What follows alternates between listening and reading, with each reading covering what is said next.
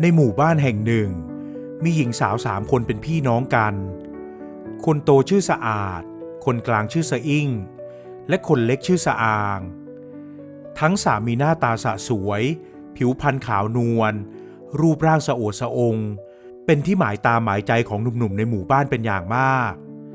ทว่าพ่อกับแม่ของทั้ง3 สาวนั้นก็คอยจับตาดูหนุ่มๆที่จะเข้ามาจีบลูกสาวของพวกเขาอยู่เสมอหากชายคนไหนมีท่าทางเลาะแหละไม่เอาการเอางานทั้งสองก็จะกีดกันให้ชายหนุ่มคนนั้นยอมล่าถอยไปแต่โดยดีเมื่อสะอาดเป็นสาวสะพรั่งเต็มตัวก็มีหลานชายของกำนันมาชอบพอทั้งสองคบหากันโดยอยู่ในสายตาของผู้ใหญ่ไม่นานนักก็มีการตกแต่งเป็นเรื่องเป็นราวแล้วสามีของสะอาดก็ได้บรรจุเข้าทำงานกับทางการทำให้ทั้งสองต้องย้ายถิ่นฐานตามหน้าที่การงานไปอยู่ที่จังหวัดอื่นตอนนี้ก็เหลือแค่สะอิ่งกับสะอาง2 สีพี่น้องที่ยังอยู่กับพ่อแม่ไม่นานนักก็มีชายหนุ่มต่างถิ่นคนหนึ่งซึ่งเป็นลูกจ้างร้านขายข้าวสารในตลาดมาชอบพอสะอิ่งเขาเป็นชายหนุ่มที่มีรูปร่างหน้าตาดีหล่อเหลาผิวพรรณสะอาดสะอ้านแม้จะเป็นลูกจ้างร้านขายของก็ตามด้วยท่าทีขยันขันแข็งและหน้าตาที่หล่อเหลาเมื่อเขามาชอบพอสะอิ่งพ่อกับแม่ก็เลยไม่มีใครขัดข้องแม้ว่าเขาจะเป็นเพียงลูกจ้างก็ตามแต่เขาก็ทำงานเก่งและเก็บเงินเก่งด้วยทั้งสองจึงคิดว่าหากแต่งงานกันไปลูกสาวของตนคงจะไม่ลำบากเป็นแน่สุดท้ายก็ยอมยกลูกสาวให้แต่งงานกับนายเติมลูกจ้างร้านขายข้าวสารคนนั้นฝ่ายสะอางลูกสาวคนเล็กก็ไปชอบพอกับหนุ่มต่างถิ่นคนหนึ่งที่รูปร่างสูงใหญ่ทว่าผิวคล้ำดำดูไม่หล่อเหลาเขาเป็นหนุ่มรับจ้างให้กับเฒ่าแก่คนหนึ่งในตลาดด้วยหน้าตาที่ไม่หล่อเหลาก็ทำให้พ่อกับแม่ของสะอางไม่ชอบใจเขานักทว่าเจ้าหนุ่มชื่อนาฏคนนี้ทำงานเก่งเป็นที่สุดและขยันรวมถึงเป็นคนรู้จักกินรู้จักใช้เข้าขั้นตระหนี่เลยทีเดียวเมื่อเขามาแสดงตัวว่าชื่นชอบสะอางพร้อมทั้งบอกกับพ่อแม่ของเธอว่าเขาเก็บเงินได้มากแล้วแม้เขาจะเป็นลูกกำพร้าแต่ด้วยที่เขาเป็นคนขยันทำงานและเก็บเงินเก็บทองไว้มากพอสมควร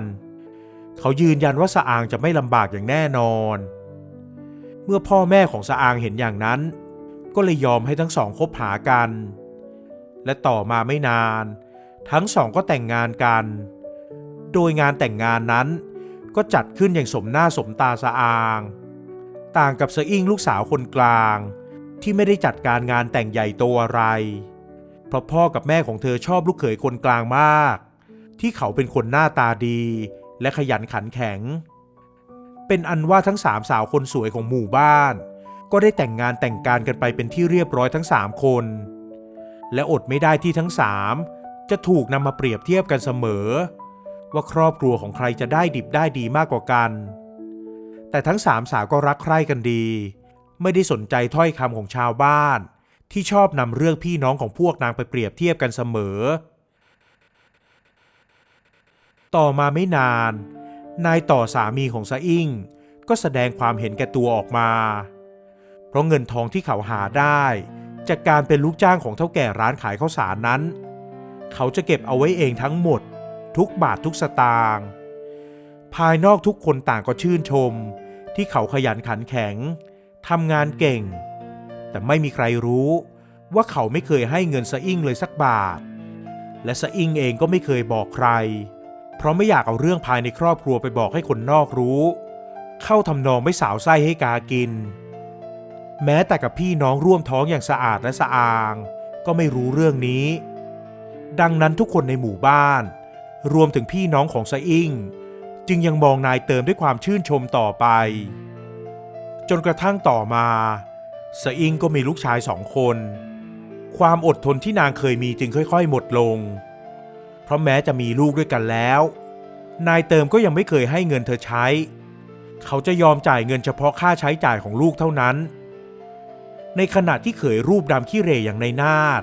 สามีของสะอางนั้นดูแลลูกเมียเป็นอย่างดีให้กินอยู่อย่างสบาย โดยที่เขาทำงานหาเงินเพียงคนเดียวส่วนพี่สาวคนโตอย่างสะอาด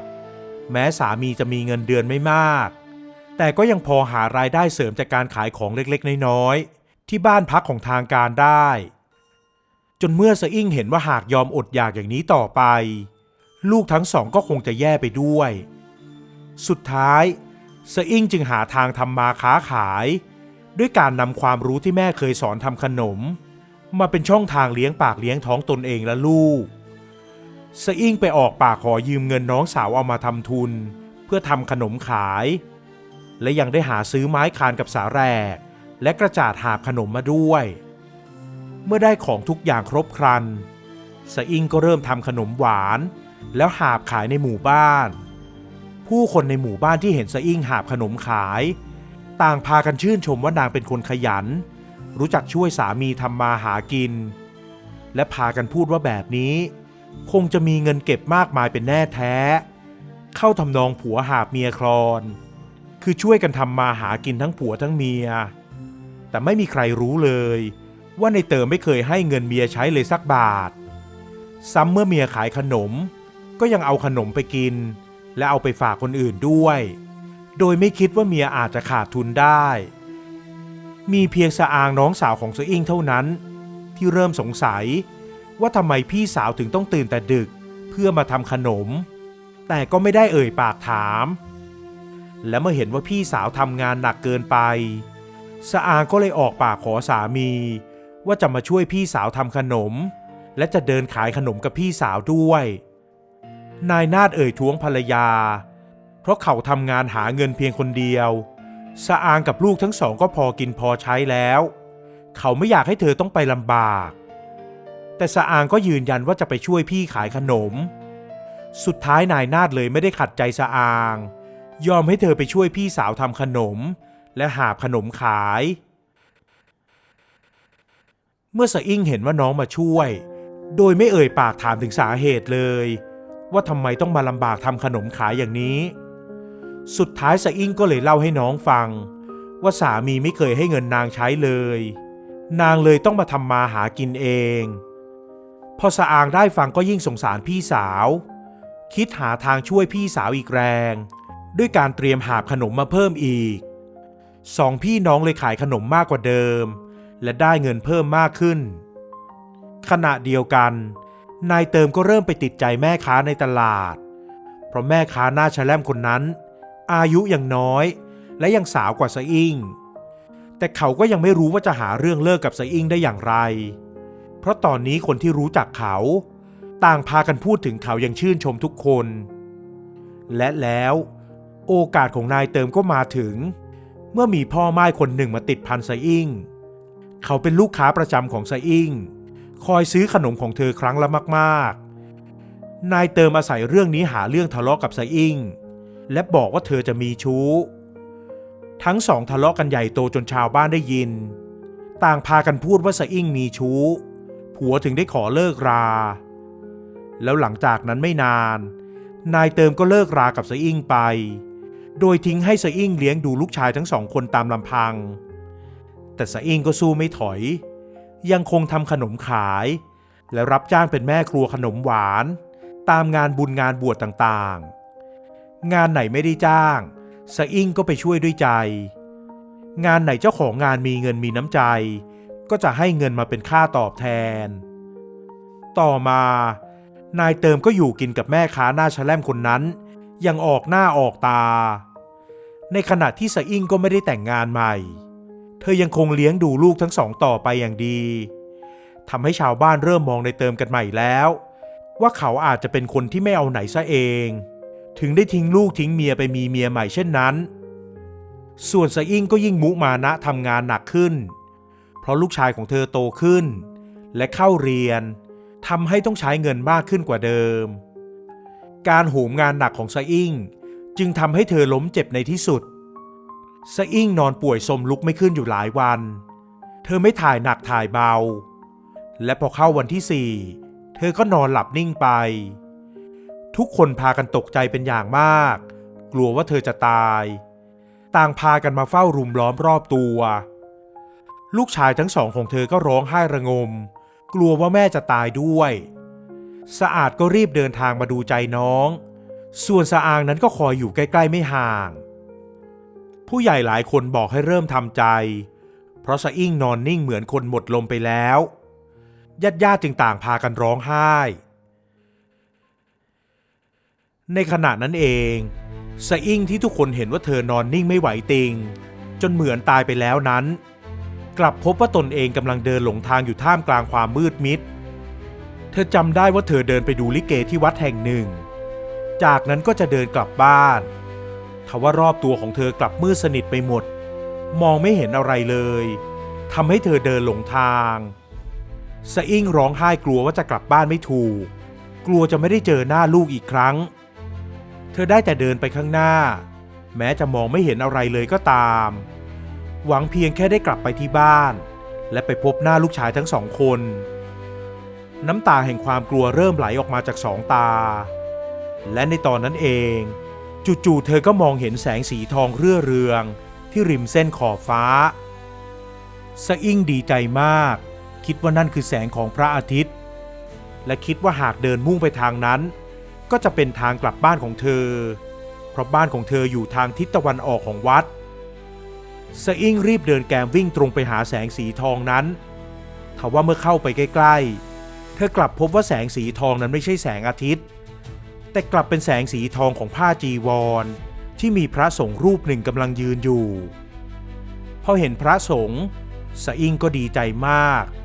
รีบนั่งลงและยกมือขึ้นไหว้ทันทีเมื่อพระสงฆ์เห็นเข้าก็ตกใจมากจึงได้เอ่ยถามนี่โยมมาจากไหน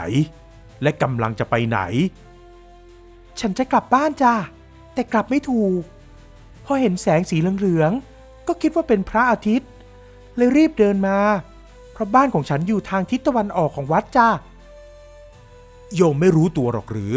ว่าโยมตายแล้วนี่เป็นจุดกึ่งกลางระหว่างโลกกับความตายพอพระสงฆ์พูดเช่นนั้นสะอิ่งก็ร้องไห้โฮออกมาทันทีฉันยังตายไม่ได้นะท่านลูกฉันยังเล็กอยู่เลยเพิ่งเข้าโรงเรียนด้วยถ้าฉันตายลูกฉันจะอยู่กับใครล่ะ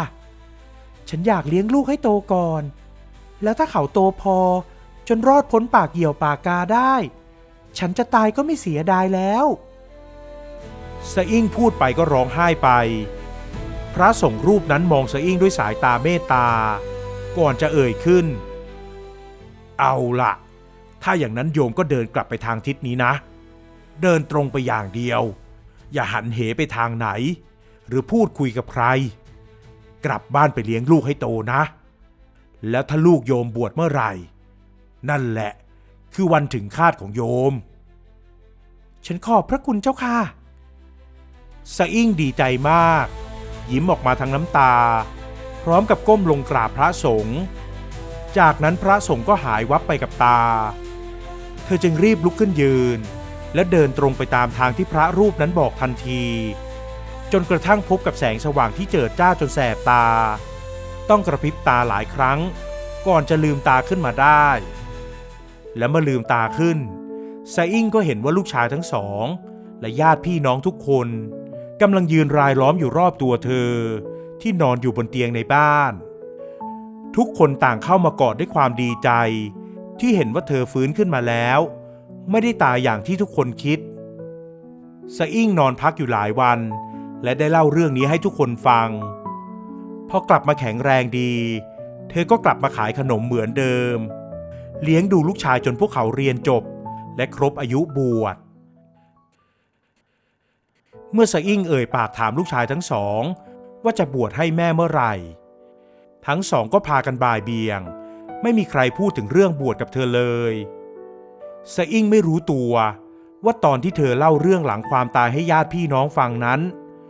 ลูกชายทั้งสองของเธอก็แอบฟังอยู่สองคนพี่น้องแม้จะยังเด็กแต่ก็ให้สัญญากันและกันว่าจะไม่ยอมบวชเด็ดขาดเพราะกลัวว่าแม่จะตายและก็เป็นเรื่องที่ทั้งสองพี่น้องยึดถือกันมาตลอดทั้งสองต่างช่วยกันดูแลแม่จนกระทั่งแต่งงานมีลูกมีเมียแล้วก็ยังดูแลสะอิ่งผู้เป็นแม่อย่างดีตรงข้ามกับนายเติมผู้เป็นพ่อที่ทิ้งทั้งสองไปตั้งแต่ยังเด็ก แม้จะเจอหน้ากันแต่ทั้งสองก็ไม่ได้พูดคุยกับคนเป็นพ่อมากนักทั้งนายเติมเองก็ยังต้องมาคอยพยาบาลเมียใหม่ของเขาที่ตอนนี้กลายเป็นคนป่วยกระเสาะกระแสะผิดกับสะอิ่งที่แม้จะแก่ตัวแล้วแต่ก็ยังคงแข็งแรงเพราะได้ลูกหลานดูแลเป็นอย่างดีเมื่อเวลาผ่านไปสะอิ่งในวัย80กว่าก็เริ่มป่วยตามสังขารที่ร่วงโรยและเมื่อป่วยหนักเข้านางก็ได้เอ่ยทวงถามถึงเรื่องบวชกับลูกชายทั้งสองอีกครั้งเมื่อลูกชาย2 คนเห็นอาการของแม่แล้วก็กลัวว่าแม่จะไม่ได้เห็นผ้าเหลืองของพวกเขาทั้ง2 คนจึงยอมบวชพระเพื่ออุทิศบุญให้กับผู้เป็นแม่สะอิ่งปราบปลื้มใจมากที่ได้เห็นชายผ้าเหลืองของลูกชายทั้ง2 คนแม้เขาจะเลยวัยบวชพระมานานหลายปีแล้วก็ตามหลังจากนั้นเมื่อลูกชายทั้ง2ของสะอิ่งบวชได้ครบ1 พรรษาและลาสิกขาบทออกมาไม่นานสะอิ่งก็จากไปอย่างสงบท่ามกลางความรักของพี่น้องและลูกหลานเธอจากไปพร้อมกับความปลาบปลื้มใจที่ได้เห็นแสงสีทองของผ้าเหลืองจากบุตรชายทั้ง2 คน